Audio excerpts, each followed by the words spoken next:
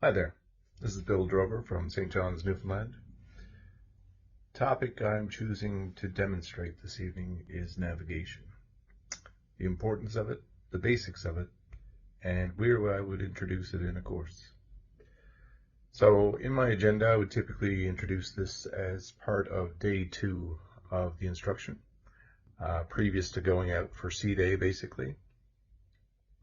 At this point, I would, break out some charts, have some discussion with everybody there if they've ever utilized them before or have any cartography information for land maps and how they navigated there. So we'd have some discussion on, what the basics are, what to consider as you're moving around, how you get from one point to another in unfamiliar territory, unfamiliar seascape, and what you can do from there. What would you need to carry with you? What would you need to consider?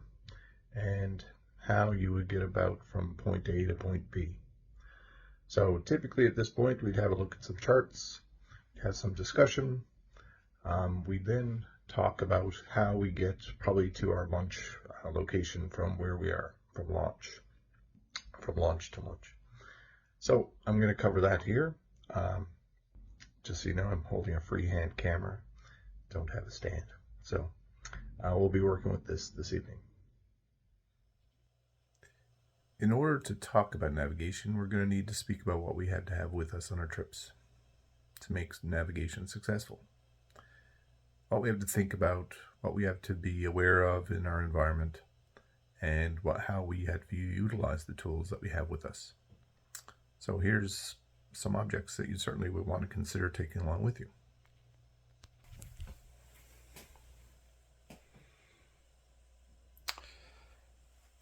Something that people might consider would be a navigation tool such as an Garmin, InReach, or other navigation tool, Spot, that sort of thing. We are not going to be utilizing that tool for this purpose, for this exercise. So we'll take that off the table.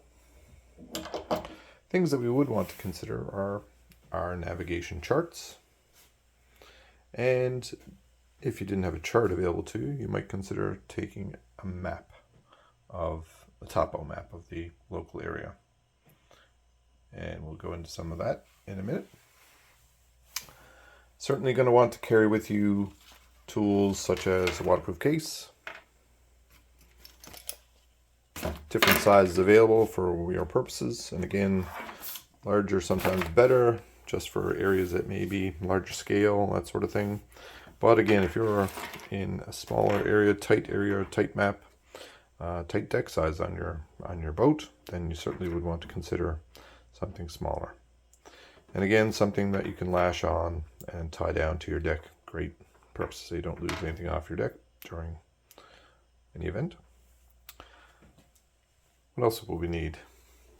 Great tool to have with you is a grease or wax pen so that you can write information on the outside of your packaging, so that you can work with your charts, write notes, write details. We'll talk about some of those things that you might consider writing later. Alternatives to a map, by the way, and to these waterproof sealing cases might be some type of waterproof paper. So this is like wax paper print. You can get this done at print shops. Tends to be a bit more expensive. Alternatives to that, especially if there's a route that you take fairly often or is popular, you might consider lamination of a specific chart or map. So some options there. Certainly for navigation, you're going to want to consider something to measure distances. So here we have a plain piece of string, and I have marked out little patches right here that you can coordinate with distances that we'll talk about in a little while, how to do the measurement on our charts. Certainly a tool that we want to have is our compass. And I'll highlight that this particular compass, has measurements on the sides, so you can use this for your charting navigation. Very useful. And a tool that some people many times forget which we will utilize in some of our types of our navigation, is a watch. I mentioned that an alternative to a chart would be a map consideration if you didn't have a chart available.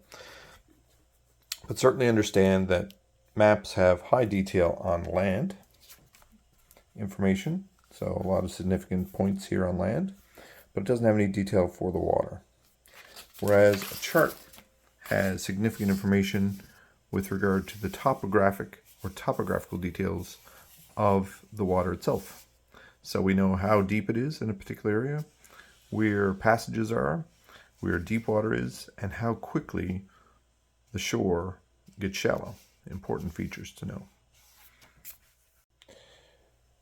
Another quick difference between a chart and a map is that maps typically have a legend on their back. So they give a lot more detail on any feature seen on the map. Charts don't have that feature. You have to become familiar with a lot of the information that's on them, and alternatively, you can bring a key or legend yourself just to get familiar with some of the tools. So some of the ones we'll talk about today: churches, some of the rocks that we're going to discuss that we'll hit, and light features. So that could be anywhere from, a beacon to a lighthouse. Good tool to bring along. So, we now have the tools that we need for navigation. And of course, what we need to know about any tool is how to use them. So I'll put this query to you. How do we get from point A to point B on any day of our lives? How do we get from our house to our work, or potentially to the cabin of a friend of ours that we've never been to? I had to consider these things, same sort of application for kayaking, for any sea navigation, is to look for, feedback from you would be things like, landmarks, things that we can see. So they could be road signs, they could be traffic lights, they could be a rock on the side of the road. In typical Newfoundland fashion, if you're driving along a logging road to your friend's cabin, you might see a plastic bag tied to a tree. But they're all markers for information. And that's the type of information that we have to consider and apply for sea kayak navigation. And essentially that is piloting. So we're going to talk about piloting and how we apply different skills of piloting. And beyond that, we'll talk about kind of a more advanced technique, which I would consider an advanced technique anyway, which is going to be dead reckoning. And dead as in deduced reckoning. So where are we when we consider space and time and starting location that we have? So we'll work from there. In order to work out the distance between 2 points on a nautical chart, you have to understand the scale that you're utilizing. And to work out that detail, you consider the latitude, which is the vertical line or a vertical measurement up the side of your chart. Each one of these dimensions right here, these blocks, is a minute of latitude. And each minute of latitude, in this case, is about 3 centimeters. And that is the equivalent of a nautical mile. 3 centimeters is a nautical mile. This chart happens to have a subscale on it, though, that we'll have to consider later, where a nautical mile is actually a little bit larger than that. Another tool that I mentioned in the toolkit to have around handy is a string. So this particular string has some dimensions marked on it right now, just to give some sense to, your distances on a chart. These 2 red dots in this particular string represent 2 nautical miles. Again, 2 minutes of latitude right here. So 2 red dots, red dot 1 and red dot 2. And then you can apply that quickly to the chart. and say, well, from this point to this point is approximately 2 nautical miles. We're going to look at or consider 4 things in particular for base navigation as we work through these examples, and we'll have some discussion, engage in discussion about each one. What do they mean? What could be some examples of it, that sort of thing. So we're going to be talking about checkpoints. We're going to be talking about hand railing. We're going to be talking about backstops, and we'll even touch on transits, a little bit more advanced topic there. At the end, we will give an example of dead reckoning as well, but again, that's just to whet the appetite for future courses. So introduce it and consider some applications for it as well. Okay, as mentioned, one of the things that we talk about all the time when we're trying to get from point A to point B is checkpoints, checkpointing. So checkpointing is a big part of piloting. We have to consider this all the time when we are piloting and navigating kayak. So it's to look for objects on our charts that are helpful for identifying where we are. So spend a few minutes, we'll look around and look for a few things. Okay, let's talk about a few of them that you identified, that students would have identified. Some objects that we can talk about. So, down here on Salvage Head, we have an odd little starfish asterisk right here. And you'd wonder, well, I think I'm in this particular area, but what would tell me if I was or not? So let's look over at our little, I guess, legend over here. And this right here would happen to be a rock covered by high water, or water at high tide, and uncovered low tide. So again, it's an object that would only be there during low tide. So let's look for some more distinguishing features. Right here, this is one of the great ones on any chart, is a light. So right here we have a light. This particular one happens to be a lighthouse, and we can identify that, or the equivalent of a lighthouse here. We have code here beside it, so this is a flashing 5-second light. It has a range of 8 miles, and it is at a height above, I guess, the water line, for simplicity's sake, of 24 meters. So has an additional one on this, additional piece of information on this one. It happens to have a fog signal every 20 seconds. So again, if you're floating along the fog, you heard this someplace to your left, then you'd be able to see this light, and you'd be able to distinguish it based on the pattern that is identified here. Similarly, if you were over in this particular area, one of the codes across the way, Trinity East, then right here we have a light. This is not the same as the, I guess, the lighthouse across the way. FLR, it flashes red to identify. If you happen to be in this particular area and we're wondering right here what this is, this would be a church. So we'll just have to take a quick look at our legend.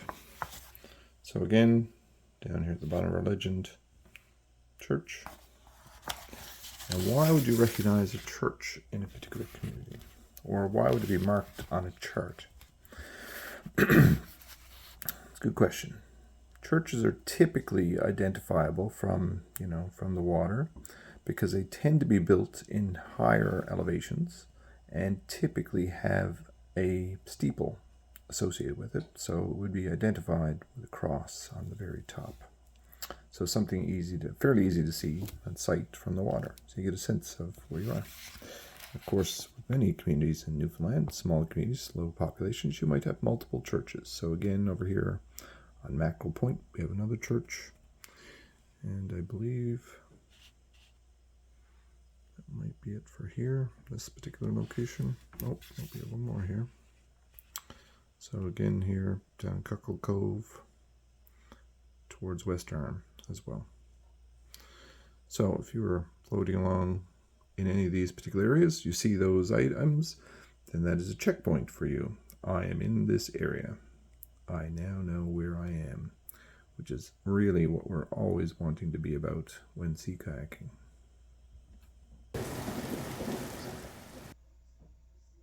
Okay, next method of navigation piloting would be handrailing. How do we get from point A to point B along the shoreline? So if we use our Trinity East beacon, we leave from here, and our destination was right here, this river. How would we get there? One means to do so would be handrailing. We just follow the shore. So we are handrailing along the shore from point A to point B. And eventually, as we get to this point, we recognize the river. We've made our destination. A great example of handrailing, by the way, was in the year 2000, Ken Campbell circumnavigated Newfoundland. And somebody asked him, how did you manage to do that? How did you manage to get around Newfoundland?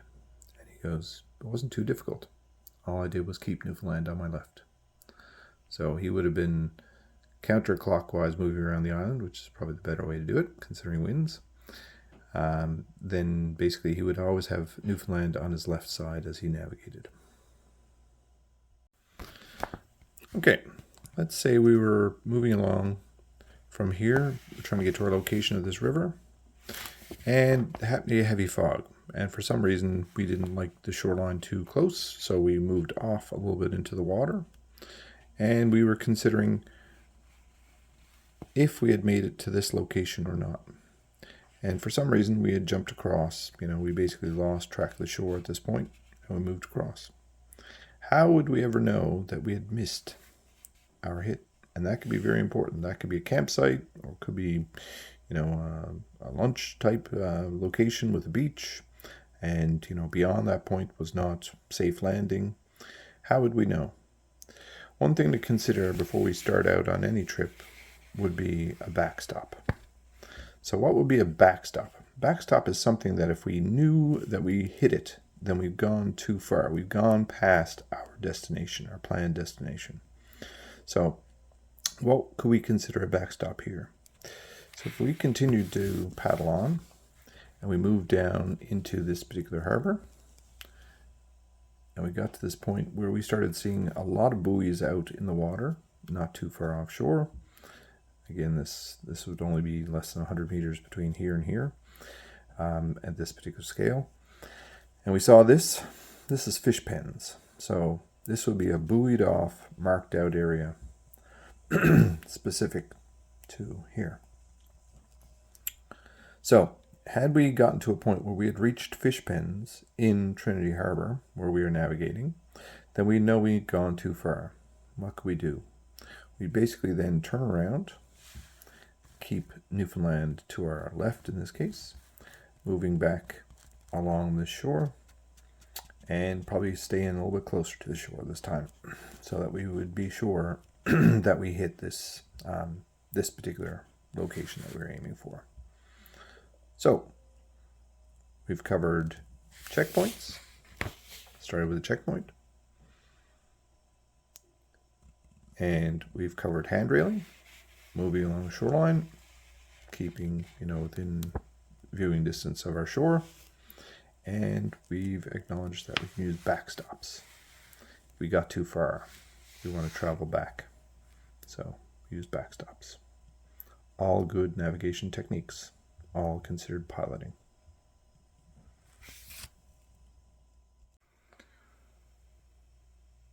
Okay.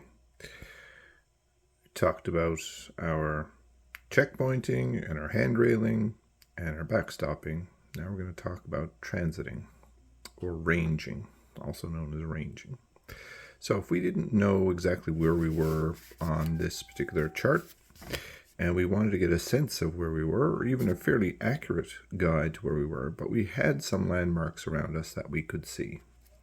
So for example, if we knew, or if we could see both of these lights, And we were someplace in between both of those lights. So we would know that we would be on this line. So I'm just going to draw that here with a pencil. Okay. We now know that we are on this line someplace. But we don't know exactly where we are on this line. We just know that in front of us happens to be this light, and behind us happens to be this particular lighthouse. So we know that we are on a point in between there. But really we don't know where. So what we'd need to find is another point, basically as close to 9 degrees as we can, but doesn't necessarily have to be 90 degrees. So if we knew that we were traveling at low tide, for example, then we know that this particular rock would be above water, and we would be able to say, well, I'm now in between that rock and the church, for example. So let's draw a line there. Okay, we have our two transits, and we are drawing between this particular rock and the church and the light here. So this point would be right where they intersect. That's where we would be. It's pretty neat. So again, if we happen to choose two other points, let's say this point right here and this church right here, then we just draw a line between those 2 points, and we'd end up someplace around here. So again, it's just a matter of what you consider your bearings to be, and where you are on those 2 lines will be your location at this time.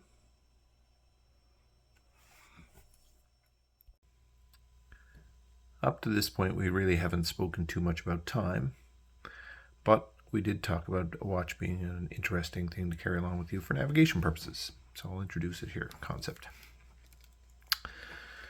When we're talking distances, we're usually talking again nautical miles on our charts. So 1 nautical mile, according to the scale, is close to 7 centimeters. If we look at the measurement on our ruler here on the side of our compass. And if we know that we can travel 3 nautical miles in an hour, which is typical paddling speed, then we know that we're traveling 1 nautical mile every 20 minutes. So let's apply that. How far did we go to get to the point right here and then to the river? Roughly 1.5 centimeters right here. So 1.5 centimeters out to here. Just keep that in mind. And from the point into the river, again, roughly 5.5 centimeters. So in this case, we happen to have close to 7 centimeters, which would be 1 nautical mile, according to our scale. And 1 nautical mile we can do in about 20 minutes. So leaving our beacon and handrailing along the shore, we should reach the river in approximately 20 minutes. Good for your trip planning. Okay. We've introduced the concept of time, distance through our handrailing information.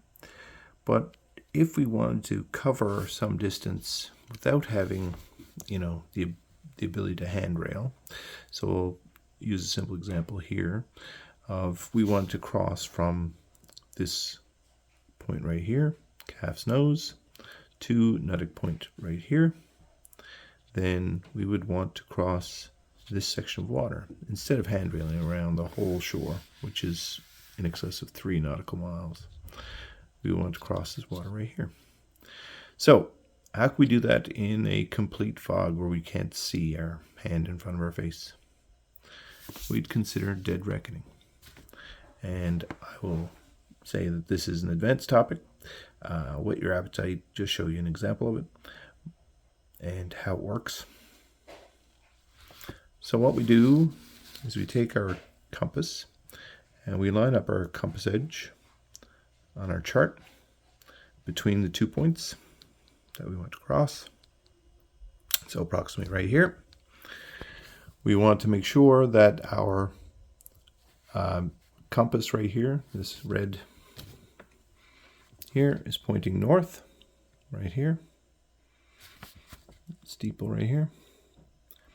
And we want to make sure that our vertical lines are in line, in this case, with the vertical lines of the map or the chart. So right here we are lined up parallel to these lines. Subsequently, this line, the horizontal line, will actually be lined up with the horizontal line on our chart right here as well. And we could move this a bit, but for this example, we're just going to keep it here. Once we have that information lined up, then this would be our bearing that we want to take. So it is approximately 230 degrees, 220, 240, so right in the middle there, 230. So that is our bearing, 230 degrees. Once we know our bearing, about 230 degrees, we'll want to know our distance. So if we look here, it's about 1¼ inches. And if we take that to our scale, close to 1½ inches, a little bit less than 1½ close to 1¼ is a half nautical mile. 1/2 nautical mile. So, considering that is a half nautical mile, then we would cover that in roughly 10 minutes because we do 3 nautical miles in an hour, and therefore each half nautical mile would be 10 minutes. So, within 10 minutes, we would be crossing at a bearing of 230 on our compass and should hit the shore over here versus spending 3 nautical miles in an hour moving along, hand railing along the whole shore right here. There you go, dead reckoning. So, in order to steer our boat in the direction of 230 degrees, we're going to be looking at our magnetic needle right here, and we're going to be looking at our north, identified point on the compass right here. And what we want to do is have our magnetic needle line up in this steeple, or in this area right here. So we just rotate our boat until our magnetic needle is lined up inside the red area of our compass.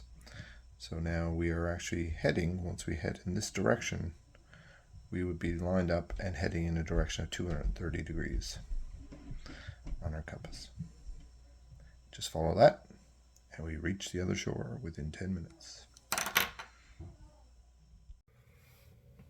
So, providing that we got through the course, or this lesson of the course, with some good questions and, navigation, potentially on tides and interesting things like that. Wouldn't go into great detail there, but certainly would want to, highlight that they could explore that greater, and, further future courses certainly do delve into those areas a lot further, level 2 and level 3.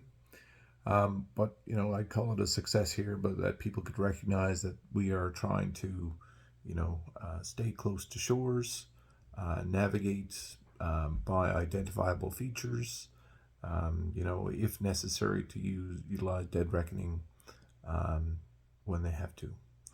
I'd also take, a time here to discuss, some things about my own personal experiences, and some of the personal tools that I utilize as well.